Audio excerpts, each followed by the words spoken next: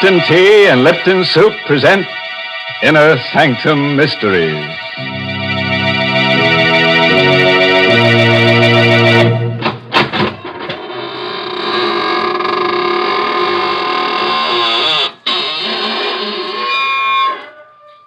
Good evening, friends of the Inner Sanctum. This is your host at the Squeaking Door again. Just, slither in and let me dispel your weariness with a bit of eeriness, Oh, no, please. Don't sit in that chair. I'm, saving it for rigor mortis to set in. Oh, dear. I see this is going to be one of those nights when my favorite character gets killed. Yes, Mary, but don't scream blue murder because this is a corpse of a different color. Well, if it's going to be that kind of a story, I'd better tell folks about something cheerful first. Yes, I mean Lipton tea. Lipton's is such a friendly, welcome drink. And that's because of its brisk flavor. Now, that word brisk is important. It means that Lipton tea always tastes fresh and full-bodied, tangy and vigorous. It's never flat or wishy-washy. That's the reason why Lipton seems to make good food taste better, and why Lipton tea is the perfect beverage to serve when you're entertaining friends. So even if you're not a regular tea drinker, you should try Lipton's. That brisk flavor makes all the difference in the world. And now let's leave the world, temporarily, of course. Tonight's story is called The Lonely Sleep. It's an original radio play by Christopher Mayo, who scribbled it during a nightmare. And our star is Carl Swenson, who plays the role of Archie Gold. Murder is a specter which nudges all of us, anywhere. Most of us will never murder, but can any of us say we never will? Certainly Archie Gold, 30-ish, bald and mild-mannered, never thought he would murder. Archie was the window display man for Greg's department store.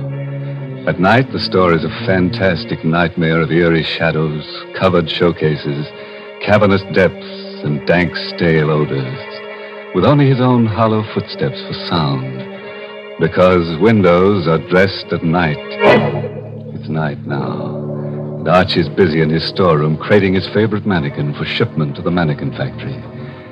Being a lonely man, he talks to the mannequin. And being in love with Esther Newman of the store's accounting office, he naturally calls his favorite mannequin Esther. You've been very mean to me, Esther. The last time I asked you to go out with me, you snickered at me. That's not nice. That's why I had to do this to you. Archie tucked Esther's smooth pink torso into a crate. There. Perfect fit, darling. Perfect. Then Archie wrapped Esther's slim legs and arms in excelsior, tucked them into another crate. So, you wouldn't put your arms around me, darling. Well, you won't get another chance. Then Archie picked up Esther's pretty head and placed it on his workbench. Oh, Esther.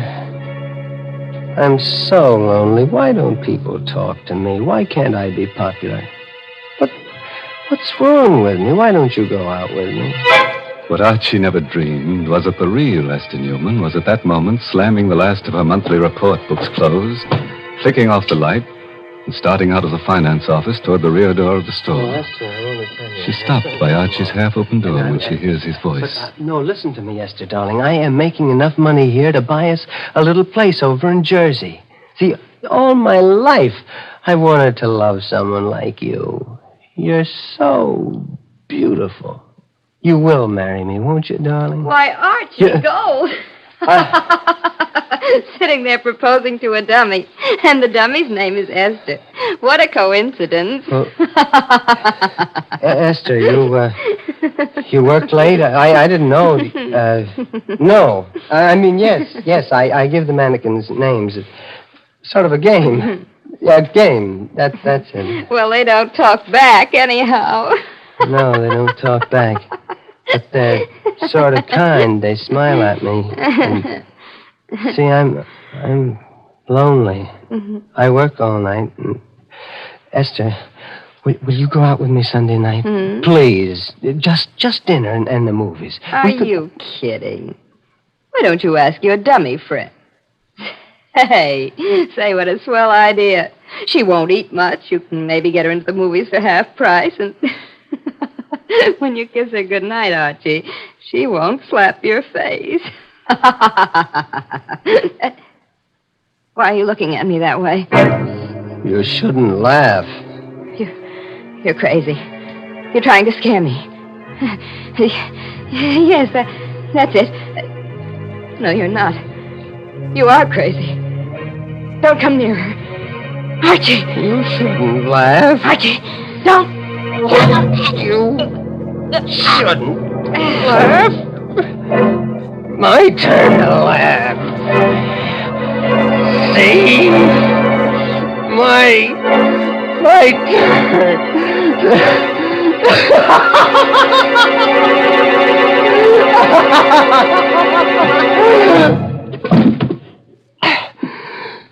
You shouldn't laugh. People shouldn't laugh when you're lonely. You see, the specter of murder had nudged Archie, and he's obeyed. This was no mannequin at his feet. This was a woman, warm, beautiful, and dead. Then, being scared and lonelier than ever, Archie talked to his mannequins again. This time to Frank, painted and rouged and handsome in Greg's bargain $29.50 tweed suit. You heard her laughing at me, Frank. I just couldn't stand her laughing at me again. See, look at her, Frank. You'd think she was asleep. Her neck's broken. See, what am I going to do with her?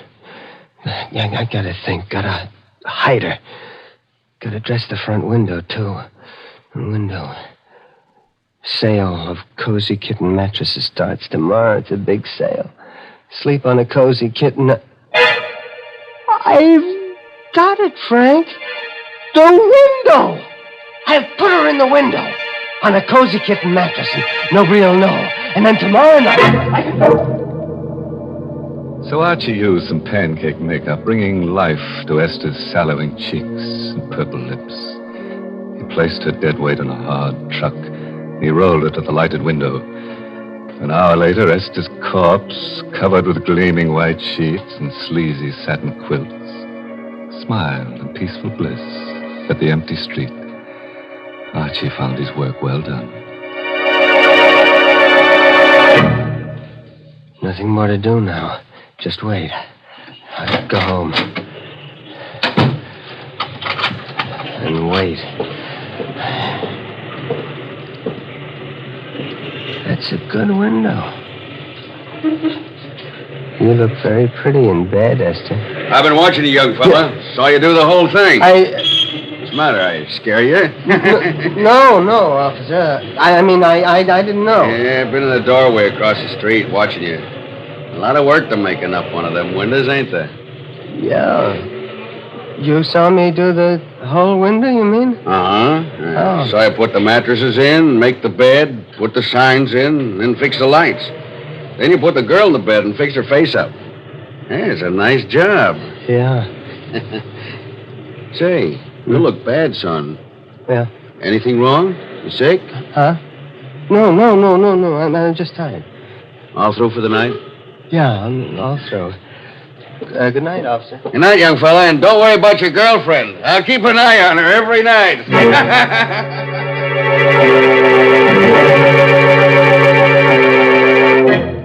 So Archie went home, as you or I might have done.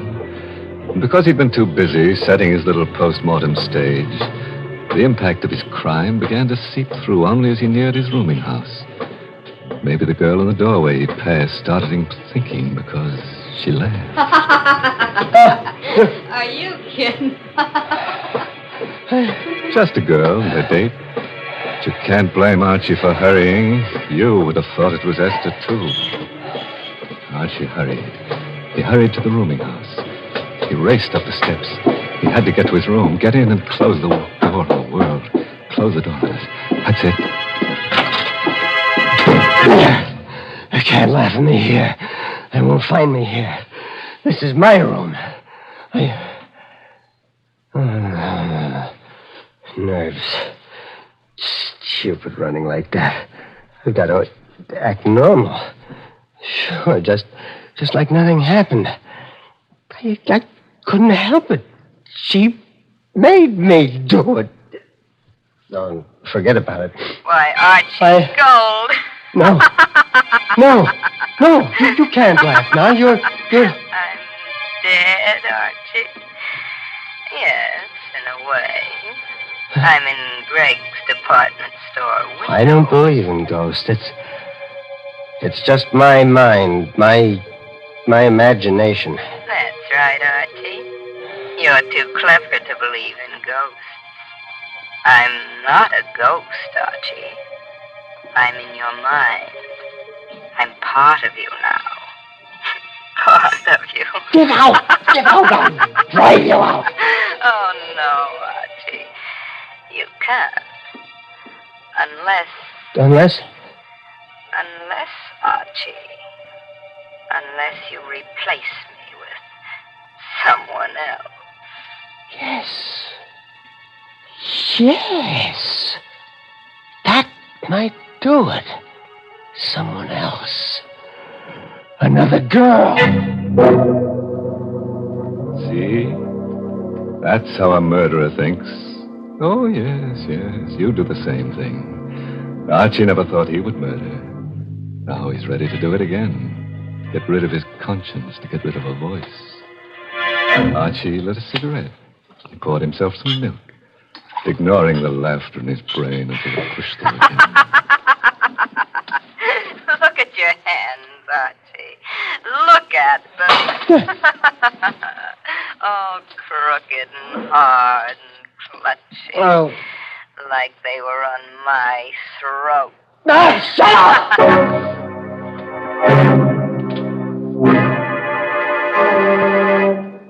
Archie threw himself on the bed and jammed the pillow against his ears. Fell into a dream worse than reality.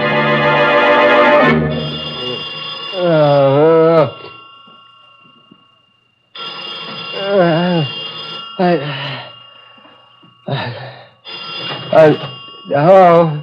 Huh? Archie Gold? Yeah, this is Archie Gold. This is Mr. Gregg, Archie. I know this is your time to sleep, but it's important that you get down here right away.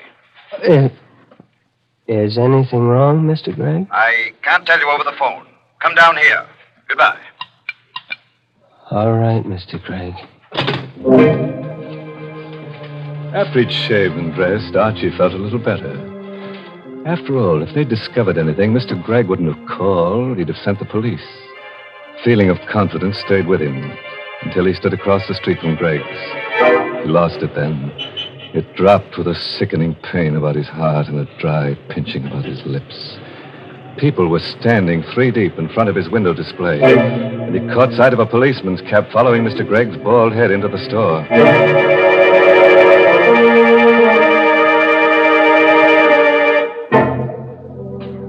Well, were you thinking of going window shopping tomorrow? Want to be popular? Have lots of people crowding about you on the sidewalk side of a plate glass window. Want to be a mannequin? Look up Archie Gold. He's the mannequin doer. Well, all I can say is I'm glad that murderer is about to be caught. Why, Mary, don't talk that way. It was really kind of Archie to put her on the mattress. She was so sleepy. In fact, she was dead to the world. Yes, the one to feel sorry for is Archie. Why, the poor fellow's shivering.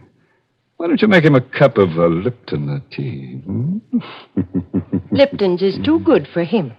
And besides, he's probably too scared to taste the difference between Lipton's and ordinary teas. Yes, folks, Lipton tea is different. In the language of tea experts, Lipton's has a brisk flavor. And when they use that word brisk, B-R-I-S-K, they mean that Lipton tea tastes tangy and spirited, really full-bodied. It's never flat or weak. So get acquainted with that brisk flavor. Or you just don't know how good tea can be till you know how good Lipton's is. Well, let's see how good Archie's alibi is. Remember Archie, the lonely little man who dresses Gregg's department store windows at night? He just couldn't stand being spurned by Esther Newman any longer. She laughed at him when he asked for a date, and now Esther is a lifeless mannequin advertising the restful qualities of cozy kitten mattresses in the window display. And Archie enters the store to see what's in store for him. Mr. Gregg, I'm, Archie Gold, come in. Close the doors. Sit down. My boy, you know Miss Newman in our bookkeeping department? Yes, sir. I knew her, but I'd like a chance. You're going to get a chance, my boy. Before leaving on a week's vacation, Miss Newman completed our annual report. Miss Newman is on vacation? Yes. Which isn't important. The report shows we sold 16 cozy kitten mattresses in 1 year. Well, that's not many, is it, sir? It's terrible. We were stuck with 1,500 of them. Just a minute now. Jenkins. Yes, Mr. Gregg? How many mattresses have you sold now? 802, sir.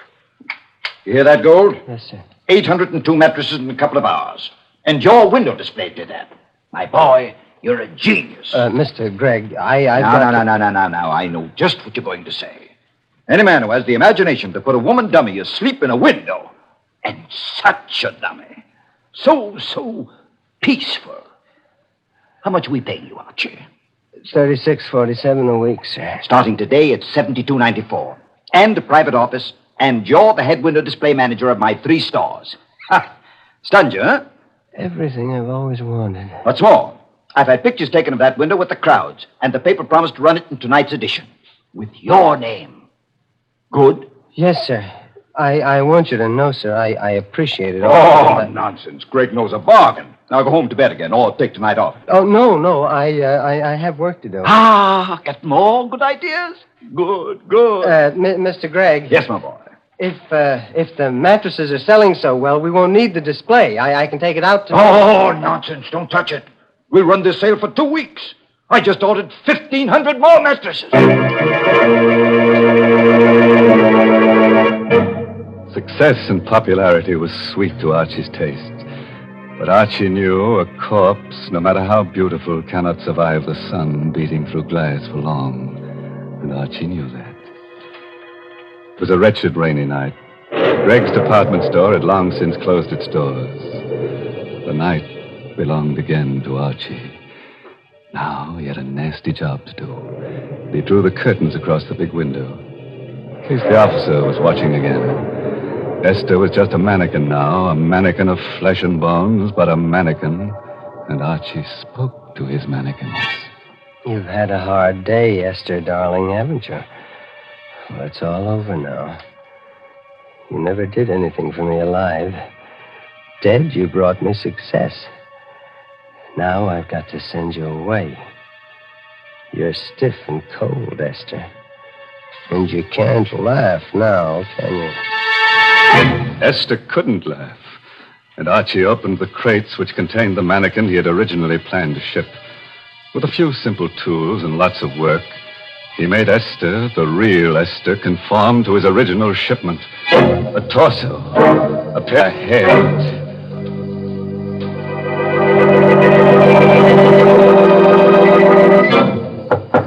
No. Who? Well, that's the alley door. Somebody's there. Gee, a cop, maybe. I've got to act natural. After all, she's well hidden. Could I come in? Please, I'm so wet and tired. A girl. It's a girl. Yes. Come in. Get out of that rain. Thanks. Why, you poor kid, you're soaked. Come into the workshop. I've got a heater in there. Gosh, thanks. She was sent to me. Someone to take Esther's place.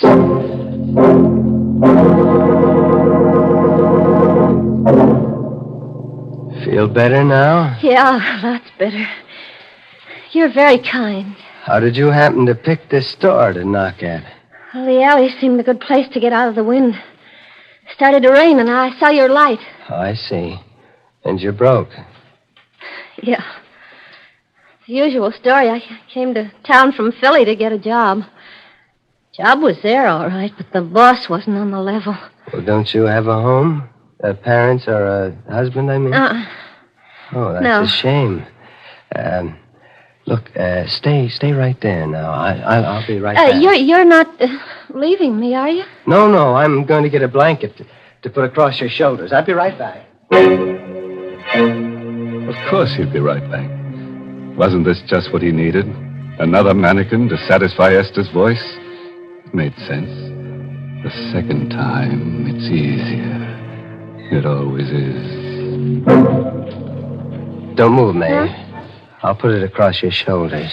All right. You're a very lonely man, aren't you, Mr. Gold? How do you know that? Because I like you. How does that prove I'm lonely? I like lonely people. Why? Because I'm terribly lonely myself. I got some coffee in the thermos here. I'll get you some. I like it here. I like to look at the mannequins, especially that handsome one there. What do you call him? What do you mean, call him? Well, you must talk to them. I would. You're wonderful. You understand. See, I do. I do talk to him.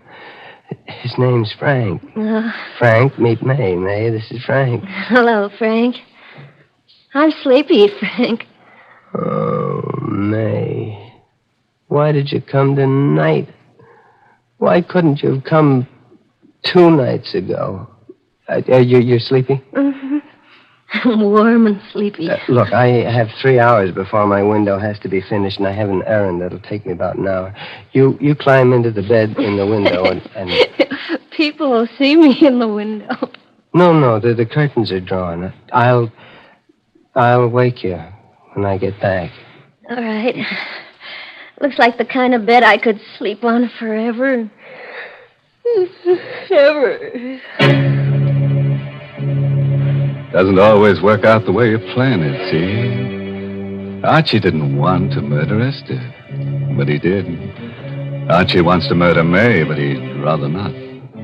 Well, Archie drew the satin quilts over May. She smiled, closed her eyes with a murmured thanks, and was asleep. Archie knew now he loved her, that he must never listen to her speak again.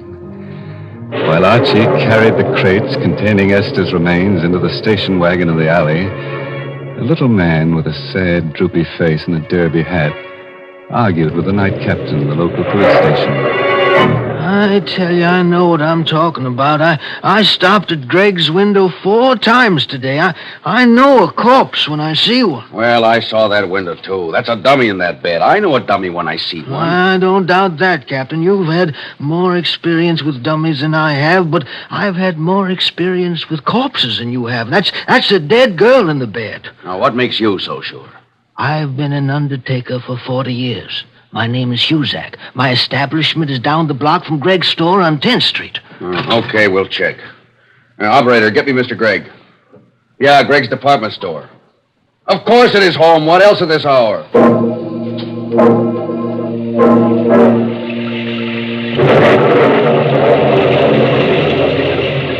Archie had a plan. Excitement gripped him. But that habit of years was strong, and he talked to Esther as he piled her 3 coffins into the station wagon in the alley. Don't you worry, Esther. In a half hour, you'll be at the bottom of the river. You shouldn't have laughed, Esther. And then I'll come back to May. Sure. Archie had a plan, all right. But it didn't include the little old undertaker who knew a corpse when he saw one, or an angry, sleepy Mr. Gregg, or a confused who were right then coming to a stop in front of the store. This is an outrage, a preposterous, fantastic farce. Getting me down here in the middle of the night to prove I have a corpse in my window. I know, Mr. Gregg. I feel silly about it myself, but Mr. Huzak here seems so sure. The curtains are drawn in front of the window. We'll have to go inside. In a minute, you're all going to look very silly. There. Does that look like a corpse? No. You're right. It's not a corpse. It isn't a dummy either. She's alive. Breathing. Something queer here. I'm going to look around outside. Archie! Archie, go! Archie! Archie! Archie didn't hear himself being paged. But at the entrance of the alley, he saw the police car in front, and he heard the police captain shouting from the sidewalk. That was when Archie decided it was better to be lonely. The lonelier, the better. They found out. That's the police. They said they found out. Hey, you! Right now. Got to. They won't catch me. They won't.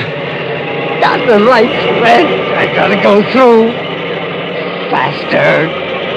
Faster! Why can't it go faster? The truck! Turn right!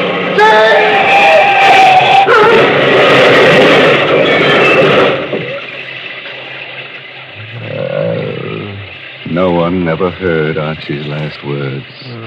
They bubbled through his torn throat as he lay in the glass-smashed window through which he'd crashed. No one. I'm so lonely. May. So lonely.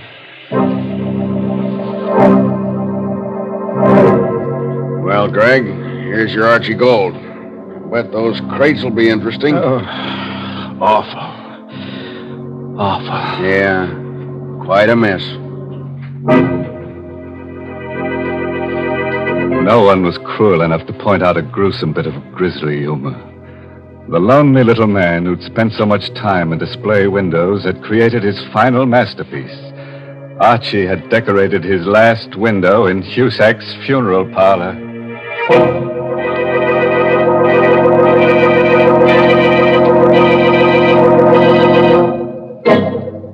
The lesson we learned from tonight's story is that murder doesn't pay. It's a losing business. Murderers are always in the red. And it's strenuous work, too. You're bound to find yourself a little stiff. Mr. Host, I did not like that story. Well, neither did I, Mary. Imagine the Cozy Kitten Mattress Company pulling a smart advertising stunt like that on Lipton's time and for free. Now, that's not what I mean at all. And if you're worried about Lipton's, let me assure you that Lipton's is the largest selling brand of tea in the whole world. That's the kind of popularity that really counts. And, folks, if you'll just once try Lipton tea, I think you'll be convinced, too.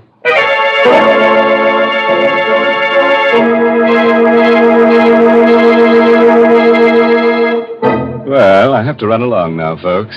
Got some shopping to do in Greg's department store. What? Oh, I know it's late, but, you see, Archie and I shop at night to avoid the shrouds, you know. By the way, this month's Inner Sanctum mystery novel is Puzzle for Wantons by Patrick Quentin. Oh, and here's a special announcement. Next week's Inner Sanctum story, directed by Himan Brown and brought to you by Lipton Tea and Lipton Soup. Next week's story is about a man whose dreams always come true. All he has to do is to dream that somebody's being murdered and...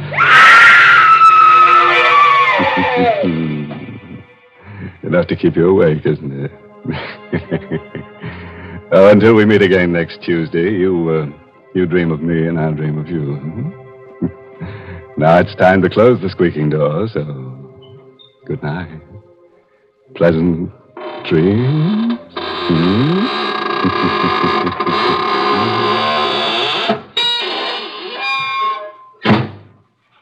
Folks, here's a grand way to begin a meal. Serve Lipton's noodle soup. Lipton's takes no time to prepare, and yet it has a real fresh-cooked chickeny flavor. Yes, it tastes just like the chicken noodle soup you'd make right in your own kitchen. And Lipton's is economical, too. It costs less and makes lots more than canned soups. So, folks, don't forget to serve Lipton's noodle soup. And don't forget to tune in next Tuesday night for another Inner Sanctum mystery. This is CBS, the Columbia Broadcasting System.